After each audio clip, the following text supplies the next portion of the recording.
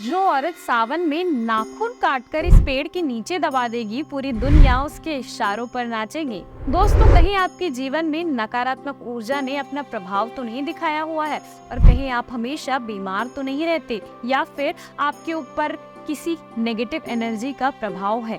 दोस्तों, अगर आपको बहुत ज्यादा क्रोध आता है, डर लगता है, तो ऐसे में गुरुजी ने कहा है कि अगर आपके साथ भी ऐसा कुछ होता है तो यकीनन इसमें आपकी ही शायद गलती हो सकती है, क्योंकि कई बार अपने दैनिक जीवन में हम ऐसी गलतियां कर देते हैं जिसका भुगतान हमें जीवन भर करना पड़ सकता है। तो गुरुजी ने कहा है कि सावन के महीने में जो महिलाएं अपने नाखून काटकर इस पेड़ की जड़ में डाल देती हैं, उन्हें न केवल आर्थिक रूप से मजबूती मिलती है, बल्कि शारीरिक और मानसिक रूप से भी वो महिलाएं स्वस्थ रहती हैं। तो अगर आप भी जानना चाहते हैं कि गुरुजी ने नाखून काटकर कौन से पेड़ की जड़ में डालने के लिए कहा है, तो गुरुजी ने कहा है कि जो भी औरतें अपने नाखून काटने के बाद उन्हें डस्टबिन में या फिर कचरे में फेंक देती हैं, या ऐसे ही बिखरे पड़े रहने देती हैं, तो इससे उनके जीवन में भी वैसी ही समस्याएं देखने को मिलती हैं। जैसे कचरे में कोई भी उपयोगी वस्तु नहीं होती, गंदगी और बदबू रहती है, उसी तरह उनकी जिंदगी में भी सब कुछ खराब होने लगता है। और स्त्रियों पर तो वैसे ही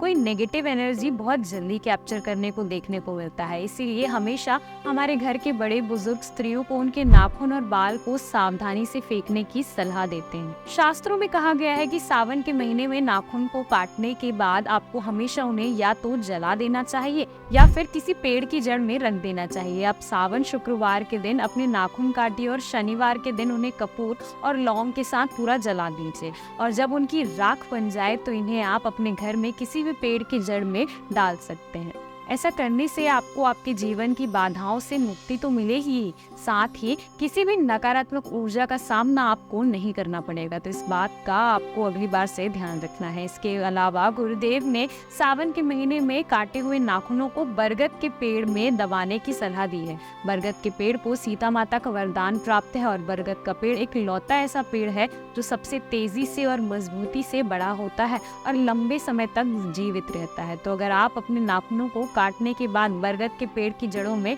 डाल देते हैं, तो इससे आपको बरगद के पेड़ जैसे ही फल देखने को मिलेंगे। आपका धन भी लगातार बढ़ता रहेगा, आपकी सफलता मजबूती से आपके साथ चलेगी, और आपके जीवन में कोई भी परेशानी ज्यादा दिनों तक नहीं टिक पाएगी और आपको ज्यादा नुकसान नहीं पहुंचाएगी। इसी के साथ गुरुजी ने ये भी बताया है कि महिलाओं को शाम के समय नाखून और बाल नहीं काटने चाहिए। दोस्तों, महिलाओं को सूरज ढलने के बाद अपने नाखून और बाल भी नहीं काटने चाहिए, और सावन में तो विशेष तौर पर इन नियमों का पालन करना चाहिए। साथ ही नाखून काटने के लिए कुछ विशेष दिनों का आपको ध्यान भी रखना चाहिए, जैसे कि शास्त्रों में गुरुवार वाले दिन नाखून और बाल काटना वर्जित बताया जाता है। ऐसा करने वाले लोगों के जीवन में दरिद्रता आ सकती है।